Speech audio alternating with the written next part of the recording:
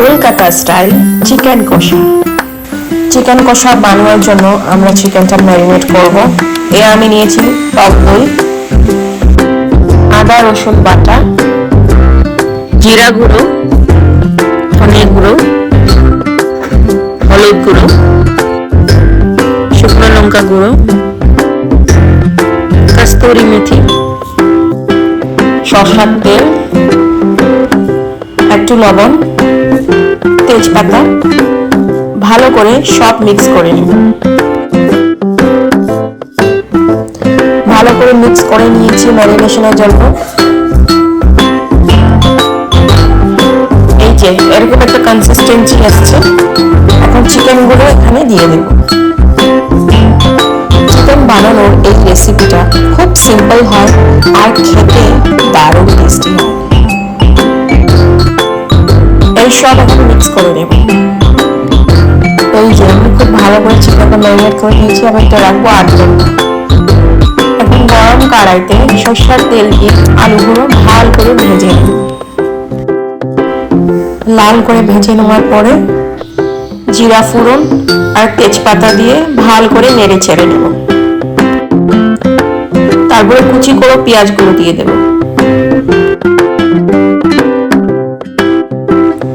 এখন দেব কাঁচা লঙ্কা, আবার মিক্স করে নেব।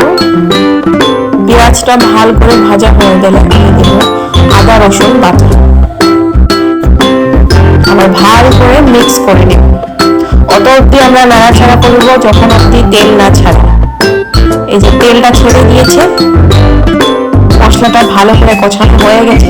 এখন আমি দিয়ে দেবো কুচি করা টমেটোগুলো। আবার টমেটোটা ভালো করে আমরা নাড়াচাড়া করব। এই যে মশলাটা ভালো করে ভাজা হয়ে গেছে, মশলা থেকে তেল বেরিয়েছে, মানে এটা ভালো করে ভাজা হয়ে গেছে। এখন ম্যারিনেট করা চিকেন গুলো দিয়ে দিচ্ছি।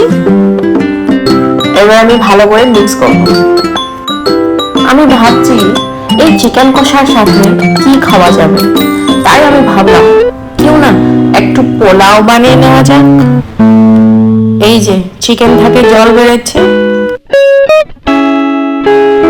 আর এইভাবে আস্তে আস্তে কম আছে আমরা চিকেনটা কুক করে নিয়েছি। ভালো করে চিকেনটা ফ্রাই হয়ে গেছে। কি দেখতে লাগছে না, দারুণ।